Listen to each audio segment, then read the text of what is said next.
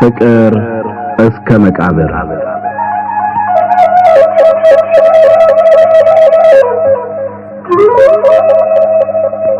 ደራሲ ሐዲስ ዓለማየሁ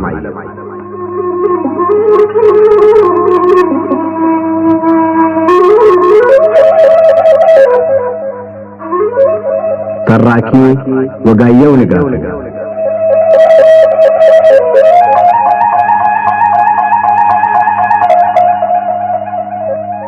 ፍቅር እስከ መቃብር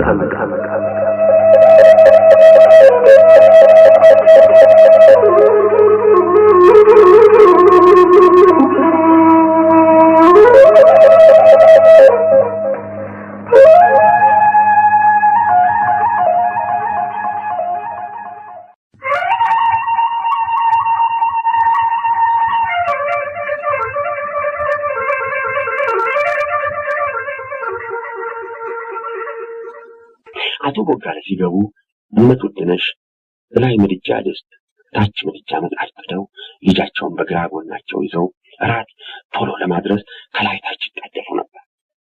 አያ ቦጋለ መጣ እራት እስኪደርስ ቆሎ ስትቆረጥም እንድትቆይ ከጓዳ ይዤ እስክመጣ ጠፋብኝ። ልጁ ሲያመው ጊዜ እየተቅበጠበጠ ሲያስቸግረኝ ብሎ በዚያ ላይ ደግሞ አንተ መጥተህ ለኔ አስበሽልኝ አታውቂም ስትለኝ ጊዜ ነው የተቆጣው። በላውንም ተቀመጥና ቆሎ ብላ አሉ እመቱድነሽ።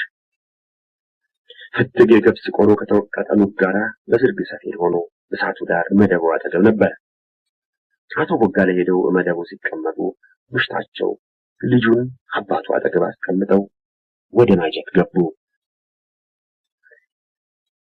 ያን ምርር ብላ ያለቀሰችውን ሁሉ ረስተዋለች፣ ይቅር ብላለች። አይ ምን ነው የኔን ልብ እንደሷ ባደረገው አሉ አቶ ቦጋለ ባሳባቸው።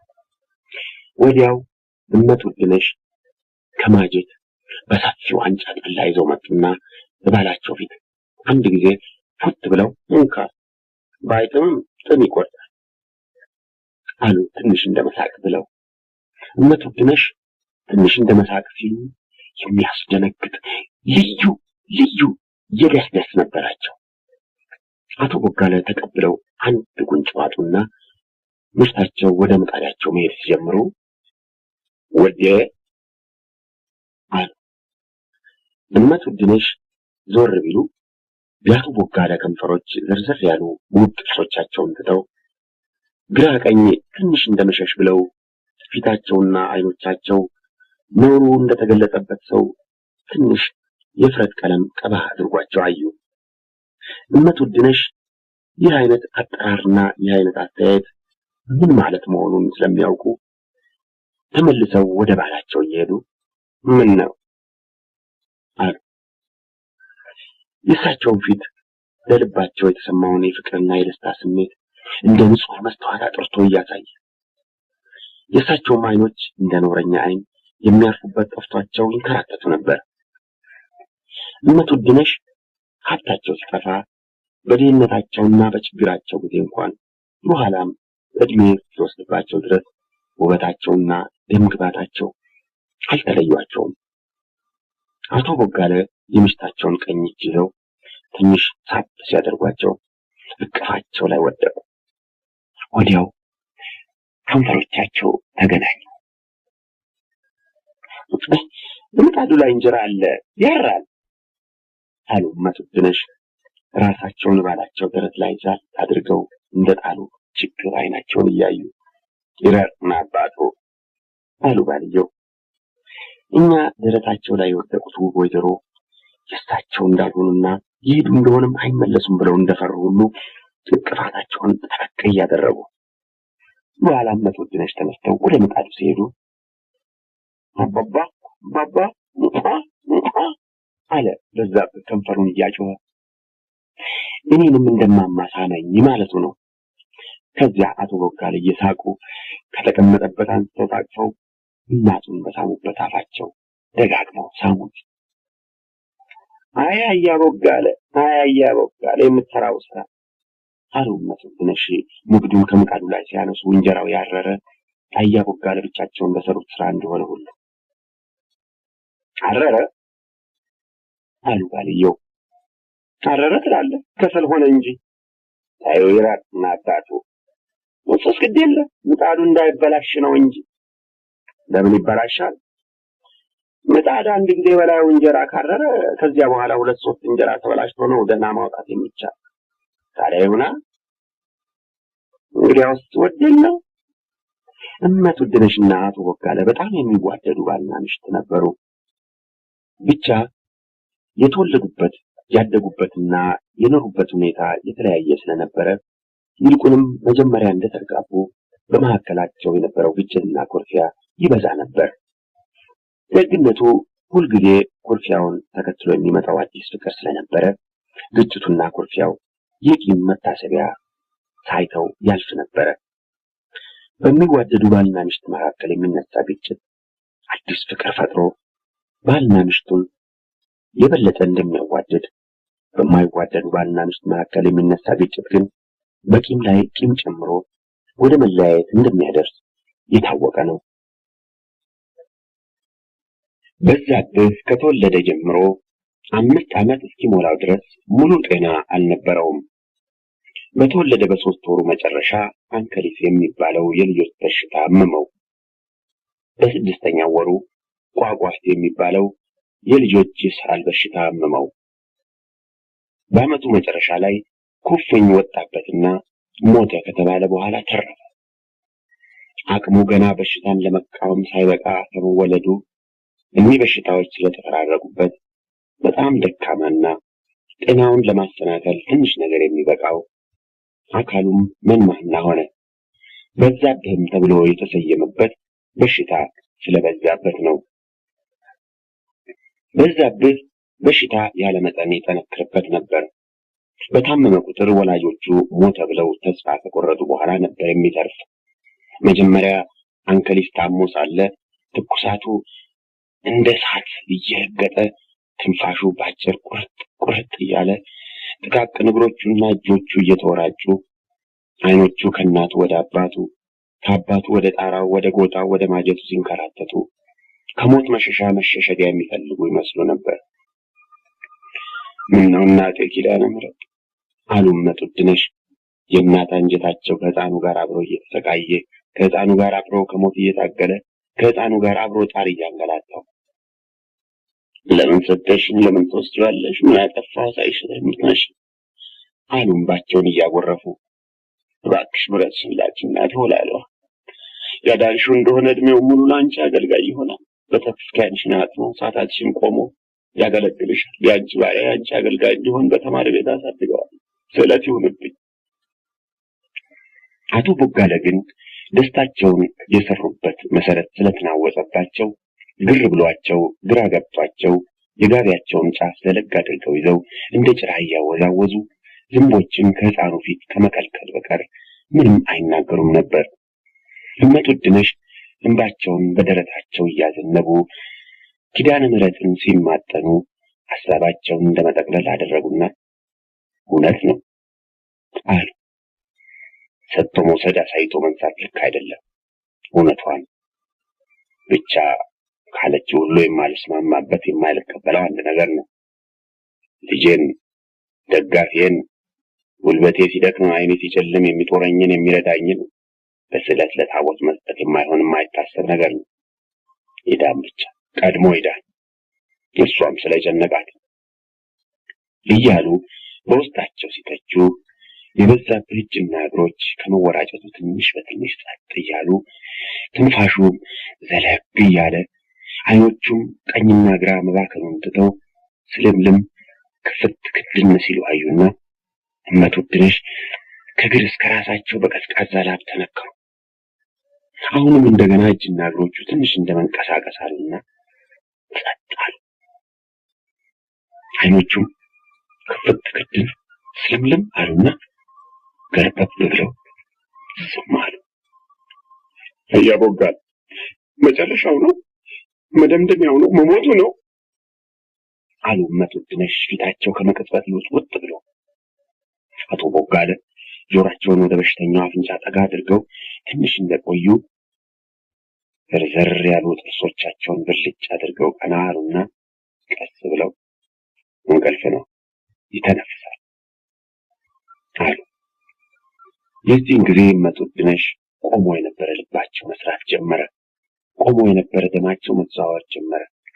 ተዘግቶ የነበረ ሳምባቸው ተከፈተና ጥልቅ የሆነ ትንፋሽ ተነፈሱ። አቶ ቦጋለ ተመስገን ቅዱስ ገብርኤል አሉና ቀስ ብለው ተነስተው ወደ ውጭ ወጡ። እመቱድነሽ ግን የሚያንገርበብ ያሉ አይኖች እየተመለከቱ እዚያው ቁጭ ብለው ይጠብቁ ጀመር። በሽተኛውም 2 ሰዓት ያክል ከባድ እንቅልፍ ከተኛ በኋላ ሲነቃ ባዶ አፉን እስከ መጨረሻ ዳርቻው ከፍቶ ከጥቂት ጊዜ በፊት የተደረገው ለቀልድ እንደተደረገው ሁሉ ይስቅ ጀመር።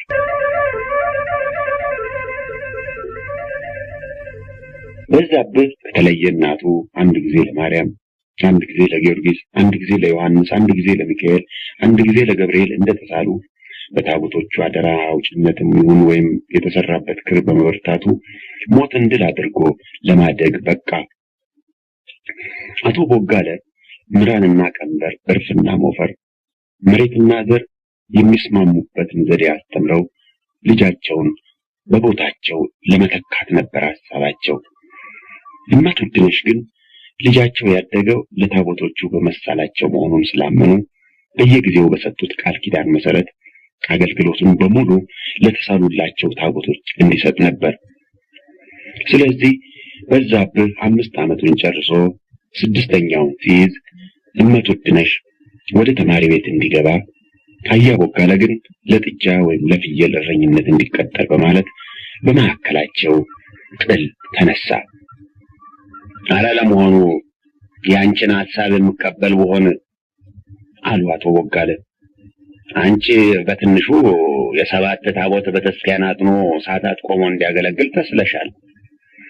ስለዚህ መቼም ለበዛብህ ሲሉ ታቦቶች ሁሉ በተስኪያናቸውን ባንድ ላይ አይሰሩምና በዛብህ በ19 ሌሊት የገብርኤልን ሰዓታት ለመቆምና በተስኪያን ለማጠን በአከል ገብርኤል እንዲሁም በ21 ዛባ ጽዮን፣ በ23 ጣሜ ጊዮርጊስ፣ በ24 ተክለ ሃይማኖት እንዲሁም የተሳልሻቸውን ታቦቶች በተስኪያን እየፈለገ ሲዞር ሊኖር ነው። አለዚያ አንዱን ታቦት አገልግሎ የሌላው የጎደለበት እንደሆነ ይህ ባንቺና በእኔ መካከል የተነሳው ጥል በታቦቶች መካከል ይነሳል ብዬ እፈራለሁ። የደንቆሮ ድንቁርና ብልህ ለመሆን ሲሞክር ይገለጻል ይላሉ ቄስ ታምሩ አሉ እመቱድነሽ እየሳቁ። ድንቁርናዬን ሳትነግሪኝ አውቀዋለሁ። ብቻ ለጠየቅኩሽ መልስ ስጪኝ። ለ7 ቀርቶ ለ100 ታቦቶች ብሳል በዛብህ እየዞረ 100 በተስኪያኖች ማጠንና ሰዓታት መቆም አያስፈልገው። ከዚሁ ከሀገሩ ሳይወጣ ሁሉንም ሊያገለግል ይችላል። ከማንኩሳ ሳይወጣ እንዴት አድርጎ? የተሳሏቸው ታቦቶች በሚውሉበት ቀን በየስማቸው እዚሁ ማንኩሳ ሰዓታት ቢቆምና ቢያጥን በቂ ነው። እስቲ ቆይ፣ ማንኩሳ ታቦቱ ሚካኤል አይደለም? አዎ ሚካኤል ነው። ታዲያ የሚካኤል ታቦት ሲታጠንና በሚካኤል ቤተክርስቲያን ሰዓታት ሲቆም ለሌሎች በየት በኩል አልፎ ይደርሳቸዋል? ይደርሳቸዋል ነው የምልህ። አንተ ደግሞ አይገባህምና ዝም በል። ሁልጊዜ የሚደረገው እንዲህ አይደለም አሉ እመቱድነሽ እንደመቆጣት ብለው። ይኸው እንግዲህ ማስረዳት ሲያቅተሽ ዋና መከላከያሽ መቆጣት ነው። እስቲ ሳትቆጪ ረጋ ብለን እንነጋገርማ። ተወልደህ እስክታረጅ ሲደረግና ስታየው የኖረውን አሁን አዲስ ነገር አድርገህ ስታመጣው ምን ላድርግ?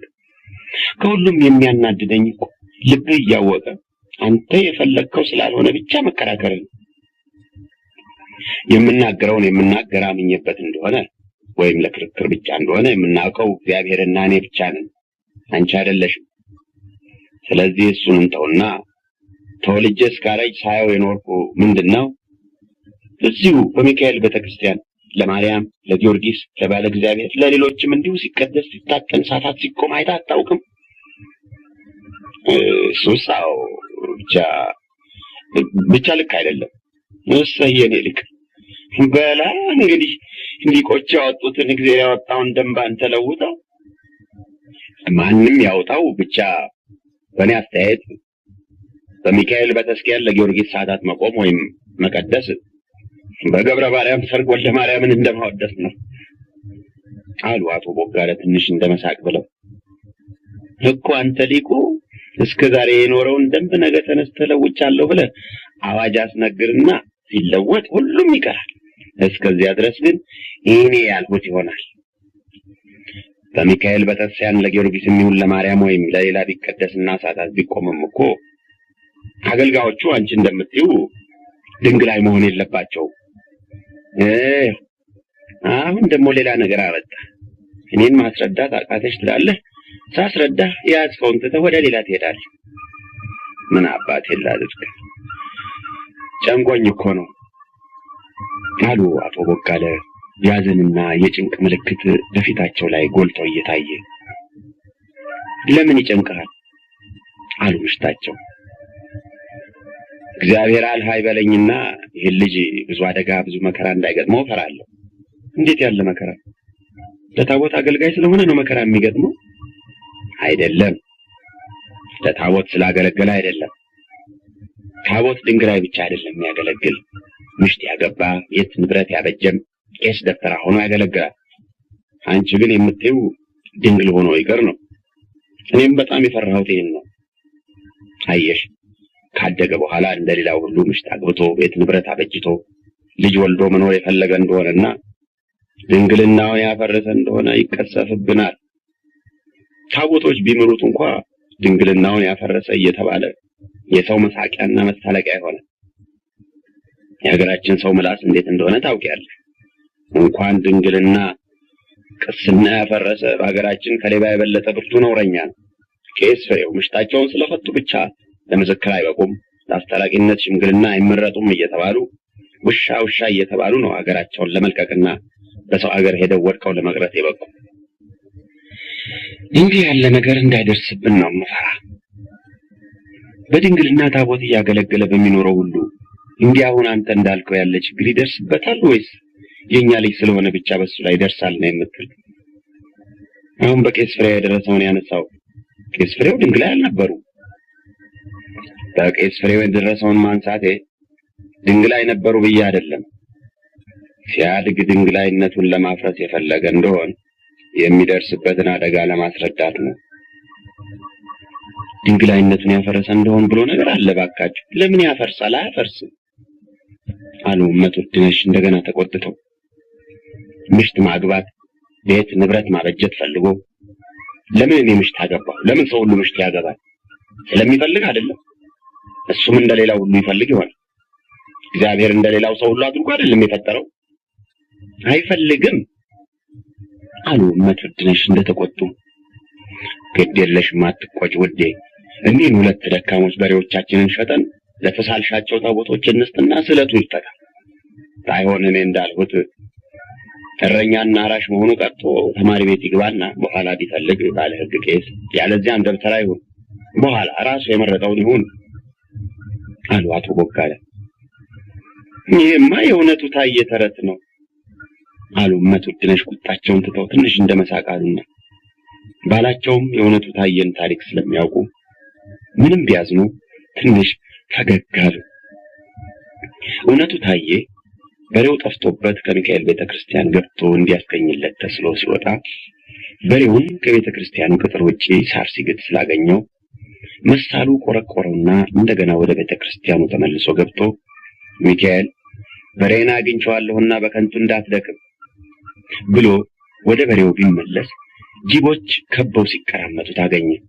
ከዚያ እያለቀሰ ሚካኤል አርያም ወሌጣንህን እንደሆነ ሰጣለሁ በሬን ብቻ በሬን ሲል ጊዜ ሚካኤልም እውነቱ ታየ፣ በከንቱ አትድከም፣ እኔ እንዳንተ የሰጠሁትን መልሼ መውሰድ አላውቅም፣ አሁን በሬህን ለጅቦች ሰጥቼዋለሁ አለ ይባላል።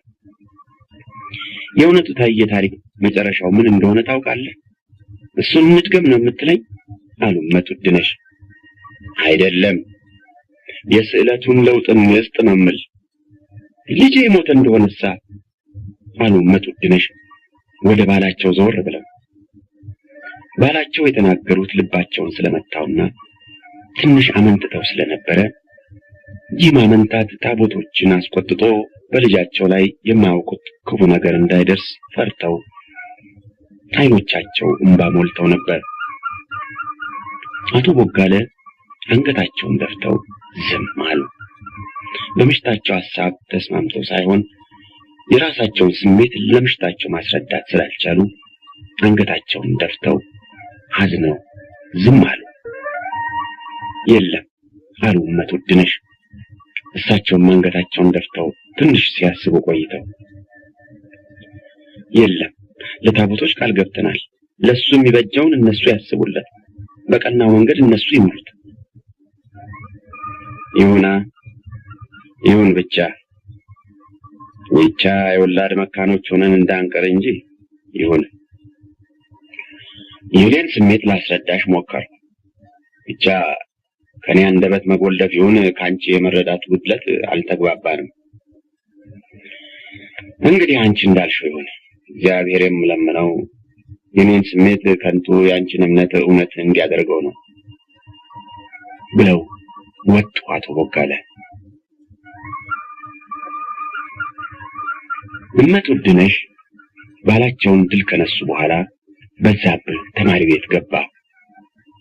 ወዲያው ተማሪ ቤት በገባ በ2 ዓመቱ በተወለደ በ8 ዓመቱ ዳዊት ደግሞ በ13 ዓመቱ ጾመ ድጓ አወቀና ክህነት ተቀበለ። ከዚያ በኋላ በዲቁና እየቀደሰ የፍታትና የአትርሱን ገንዘብ ለቤተ ክርስቲያኑ ሲገባ ድርሻውን እየተካፈለ የወላጆቹን ቤት በአሞሌ ጨው ሞላው። አንዳንድ ጊዜም የአትርሱን ገንዘብ በርከት ሲል በአሞሌ ጨው ፈንታ 1ም 2ም እስከ 3 ብር ድረስ እየያዘ ይገባ ነበር። እናቱ በተሳሉባቸውና ጠባቂዎቹ በሆኑት ታቦቶች ቀን የሚሰጠው አገልግሎት በነፃ የሚሰጠው አገልግሎት ስለነበረ በእንደዚህ ያለ ቀን ብቻ ከሚገባ ገንዘብ አይካፈልም።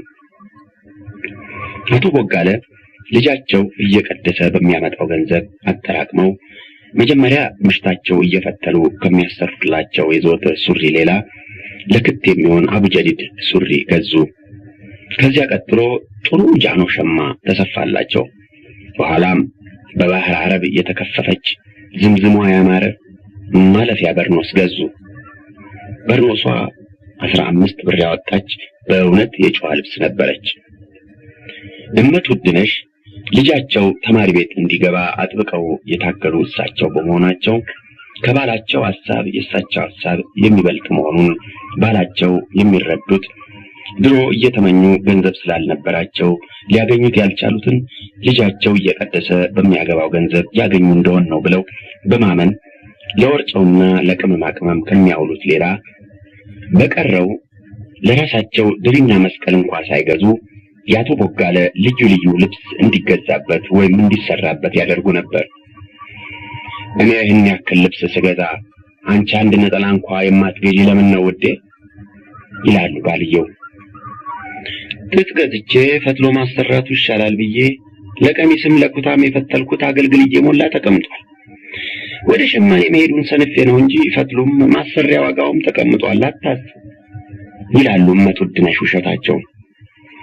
አቶ ቦጋለ ልጃቸው ቀድሶ ባመጣው ገንዘብ የገዙትን ልብስ ይልቁንም በርኖሷን በለበሱ ቁጥር ተማሪ ቤት እንዲገባ ምሽታቸው ሲፈልጉ እረኛ ካልሆነ ብለው የምሽታቸውን ሐሳብ መቃወማቸው ትዝ ይላቸውና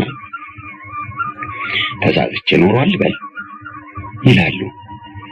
ተማሪ ከሚሆን እረኛ እንዲሆን መምረጤ ያለ ጥርጥር ተሳስቼ ኖሯል። እስቲ የቱ እረኛ ነው አባት እናቱን እንዲቀጥ አድርጎ የያዘ? ለወርጨው ሆነ ለቅመም አናስብ። እንዲያውም ከዚህ አልፎ ልብሳችንን የቻለ እሱ ነው። እስቲ የጥጃ እረኛ ሆኖ ቢሆን በየሳምንቱ የሚያገኘው ወተት ተጠራቅሞ ግፋ ቢል ከወርጨውና ከቅመም ያልፍ ኖሯል። የፍየል ወይም የላም እረኛ ቢሆንም እጅግ ቢበዛ በወሪያው 1 አሞሌ ጨው ቢያገኝ ነው። እርግጥ በዚህ ተሳስቼ ኖሯል። ብቻ እንደ ሌሎች ተማሪዎች፣ እንደ ሌሎች ዲያቆኖች፣ በኋላ እንደ ሌሎች ቄሶች ወይም ዶክተሮች ቢሆን እኔ እንዳሰብኩት እረኛና አራሽ ከመሆኑ ያለ ጥርጥር የተሻለ መሆኑን አሁን ተረዳሁ።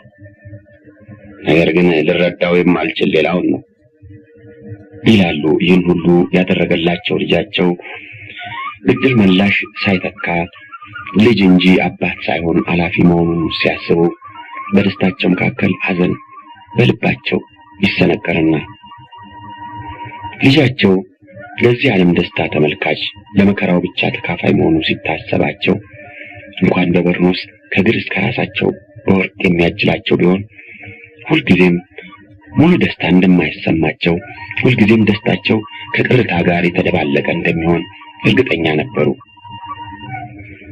እኔስ ጉልበቴ ሲደክም ይረዳኛል ብዬ የማስበው እሱ አለኝ። እሱ እንደኔ ሲደክም ማንን ያስባል? የወለዱት ሲወልድ የተከሉት ሲያፈራ በማየት የሚገኘውን ደስታ በምን ይለውጡታል? ገበሬ ይዘራል። የዘራውም ዘር አበቃቀሉን አሳምሮ ይወጣል፣ ያድጋል፣ ይለመልማል፣ ያብባል፣ ያምራል። ዘሪውም ከቡቃያው እስከ አበባው ድረስ ደስታው ከአዝመራው ጋር አብሮ ያድጋል።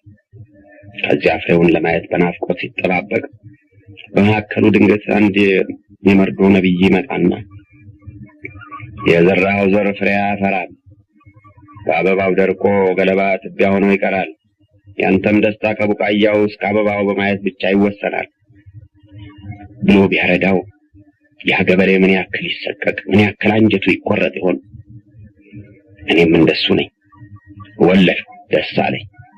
ምሽት አግብቶ ልጅ ወልዶ ስሜን ያስጠራል ብዬ ተስፋዬን የመሰረቱበትን ልጄን ይህች እናቱ ይህች የመርዶ ነቢይ ተስፋ ደስታ ፍጻሜ እየጎለመሰ ሄደ። ግብረ ዲቁና ጠንቅቆ በማወቅና በድምፅ ማማር በማንኩሳና በዙሪያ ገባው በዛብህን የሚተካከል ዲያቆን አልነበረም። ስለዚህ በዓመት በዓል ቀን ሁልጊዜም ገባሬ ሰናይ የሆነ የሚቀድስ በዛብህ ነበር። በየሳምንቱ እሑድና በዓመት በዓል ቀን ጽድቅ ፍለጋ ሳይሆን በዛብህ ሲቀድስ ድምፁን ለመስማትና አንዳንድ ጊዜም የገዛ ድምፁን ተከትለው እንደ ንስር ወደ ላይ ሲያርግ ለማየት የሚሰበሰቡት ከወንድም ከሴትም ብዙ ነበሩ። የነበረበት ሁኔታ በሚሰጠው ስሜትም ይሁን በሌላ በማይታወቅ ምክንያት በዛብህ ዜማ ሲያዜም ሙሉ አካሉ የዜማውን ስብር ተከትሎ ላይና ታች ግራና ቀኝ ሲሄድ ይታይ ነበር። አንዳንድ ጊዜም ሲያዜም እንባው ሲወርድ አየን የሚሉ ሰዎች ነበሩ። አንድ ቀን እሑድ ከቁርባን በኋላ አንድ ቄስ ጥናና መስቀል ይዘው በፊቱ አንድ ላከ ዲያቆን በኋላ ሆኖ በማዕከል አብደላ ካኒ ቀሚስና ክብ ወርቅ ካባ ለብሶ ጽዋውን ይዞ እሱ ማዕኩቶ ለእግዚአብሔር ቅዱሳት ወነጽያነ ከመለይወተ ነፍስ ይኩነነ ፈውሰ እያለ በዜማ መቅደሱን ዑደት ሲዞር እዚያ የቆሙት ሁሉ ልባቸው አብሮት ዑደት ይዞር ነበር። እሱ ዑደቱን ዞሮ የመቅደስ ከገባ በኋላ ጥሩ ወርቅ የምትባለው በቅርቡ ባሏን ፈታ የተመለሰች ወጣት ወይዘሮ በላይነሽ ወደምትባል ጓደኛዋ ጠጋለችና ቀስ ብላ ታውቂያለሽ፣ እኔን የሚገርመኝ ይህን ያክል ድምፅ ሲወጣው አፉን እንደ ሌሎቹ አለመክፈቱ አለች። ማን አለች በላይነሽ እንዳላወቀች። በዛብህ ነው እንግዲያ ሌሎችንማ ታያቸው። ቄሱ ግን ቄስ ፈለገን ያን ተድላንን ልብ አድርገሽ ተመልክተሽልኝ እንደሆነ ኧረ ምን እነሱ ብቻ እንደ ሁሉንም ከሱ በቀር ብትመለከች አፋቸውን እስከ መጨረሻ ዳርቻው ይከፍቱና እንደሚያለቅሱ ሁሉ ፊታቸውን ጭምድድ አድርገው እያቃሰቱ የሚያወጡት ድምፅ እንደሱ አያምር። እሱ ግን ፊቱን ፈገግ አድርጎ አፉን እንደነሱ ሳይከፍት የሚያወጣው ድምፅ ልብ ይነካል አይመስልሽም? እሱም እውነትሽን ነው። ብቻ እኔም ከሁሉ የበለጠ ደስ የሚለኝ ምንድን ነው ታውቂያለሽ? ምንድን ነው? ትከሻው ከድምፁ ጋር አብሮ ከፍና ዝቅ ሲል እንዲያው እንጃ እንዴት አድርጌ ልንገርሽ፣ ድምፁ ጠፈሩን ሰንጥቆ ሲሄድ ትከሻውን ድምፁን እንደሚከተል ሁሉ ወደ ላይ ከፍ ይላል። ያን ጊዜ ደስ ሲለኝ ብታይ ወይ ወንድሜ ወይ እንጃ በሆነ እላለሁ አለች በላይነሽ። አይኖቹስ ደስ አይሉሽም? አለች ጥሩ ወርቅ ትንሽ ዝም ብለው እንደቆዩ። አይኖቹ በጣም አፋራሞች ናቸው። አይንሽ ሲከተላቸው እየሸሹ ከወዲያ ወዲህ ከርከት ሲሉ ደስ ማለታቸው። ቅድም እዚያ መታጠፊያው ላይ ሲደርስ ስርቅ አድርጎ ሊያይን ሲል አይን ላይ ንግግር ስንል ጊዜ አደነጋገጡን ብታይልኝ። የእሱን ድንጋጤ ሳይ እኔም ለጊዜው ልቤ እንዳይመሸበር አለ። ይገርምሻል። የትኛው መታጠፊያ አለች በላይነሽ። እዚያ መታጠፊያው አለች ጥሩ ወርቅ አገጯን ወደ ምስራቅ መታጠፊያ ሹላ። እኔን አይቶ ትንሽ ፈገግ ያለ ጊዜ ነው አለች በላይነሽ። አንቺን አይቶ ፈገግ አለ እንዴ? እሱን አላየው አለች ጥሩ ወርቅ። ታዲያ አንቺን ስርቅ አድርጎ አየ እንዴ? እሱን አላየው። ከዚያ ሁለቱ ወጣት ወይዛዝር ተቆራርፈው ትንሽ ዝም ብለው እንደቆዩ ለቤቱ የምትባለዋ ጓደኛቸው ባጠገባቸው ቆማ ትሰማ ነበርና ቀረብ ብላ እቶቼ በከንቱ አትጣሉ፣ እሱ እንደሆነ የስለት ልጅ ነው የሚታይ እንጂ የማይበላ ፍሬ አለች እጇን አፏ ፊት ደቅና እየሳቀች። እንዴ እባክሽ አንቺ ደግሞ እኛ የተናገርነው ሌላ ነው፣ ስለሚበላና ስለማይበላ ፍሬ አይደለም አለች ጥሩ ወርቅ። የተናገራችሁትን እንደኔ ሌላ ሰው ይሰማችኋል። ያላችሁበት ቦታም በተስኪያን መሆኑን አትርሱ። ለእናንተ ብዬ ነው እንጂ የግድ የለኝም አለች ደብሪቱ አሁንም እጇን አፏ ፊት እንደደቀነች ራሷን ወደ ጓደኞቿ ዘንበል አድርጋ። በዛብህ በልጅነቱ ጓደኞቹ የስለት ልጅ እያሉ ሲቀልዱበት ከአንዳንድ ጊዜ እያለቀሰ ወደ እናቱ ይሄድና ለምን እናት አባት እንደሌለኝ ልጆች ሁሉ የስለት ልጅ ይሉኛል ብሎ ይጠይቃቸዋል። ቢሉ ምን ቸገረ? የስለት ልጅ መሆን ያኮራል እንጂ አያሳፍርም እኮ ይላሉ እናት ወድነሽ። የስለት ልጅ ማለት ምን ማለት ነው? የታቦት ልጅ ማለት ነው። የማርያም፣ የሚካኤል፣ የባለ እግዚአብሔር ልጅ ማለት ነው። ያንቺና አባባ ልጅ አይደለም አለ በዛብህ እንደማዘን ብሎ። አይቷቸው ማውቅ አባትና እናት እንዳሉት መጀመሪያ እናቱ የነገሩት ዕለት ነህ እንጂ የኔና አባትህ ልጅ ነህ። እኛ ወለድንህ፣ እነሱ አሳደጉ። ስትታመም ጊዜ እንዲያድኑና እየጠበቁ እንዲያሳድጉ አደራ አልናቸው። ተሳልናቸውና አዳኑ። አሁንም ይጠብቁሃል። ሌሎች ልጆችሳ እነ በቀለን እነ ታየን ማን እየጠበቀ ያሳድጋቸዋል? እነሱም ማንም አይጠብቃቸው። ሲታመሙስ ማን ያድናቸዋል? ማንም አያድናቸው ሲሉት ከጓደኞቹ ሁሉ ለሱ ብቻ የታቦት ሞግዚቶች ያለው በመሆኑ ደስ ብሎትና ኮርቶ ይመለስና ከእናቱ በተቀበለው መሳሪያ ጓደኞቹን አፋፋቸውን ብሎ ያሸንፋቸዋል። ነገር ግን የልጅነት ዘመኑ እያለፈ ወደ ጎልማሳነት በገባ መጠን የስዕለት ልጅነቱ ከጓደኞቹ ቀልድና ስድብ የከበደ ነገር ያለበት መሆኑ ይሰማው ጀመር። በዛብህ በልጅነቱ ጨዋታ፣ ዘፈን፣ ደስታ በጣም ወዳጅ ነበር። ሰርግ ወይም የሚዘፈንበት ዓመት በዓል ሲኖር እሱ ከሌለበት የልጆች ጨዋታ አይደምቅም። ስለዚህ ወደ ጨዋታ ቦታ ከመሄዳቸው በፊት ሁሉም ተሰብስበው እሱን ፍለጋ ወደ ቤቱ ይመጡና ይዘውት ይሄዳሉ። ትንሽ ከፍ እያለ ሲሄድ የሚያደንቁትና በልዩ አስተያየት የሚያዩትን ልጃገረዶች ይበዙ ጀመር። እዚህ ላይ ነው በዛብህ ድንገት የተለወጠ።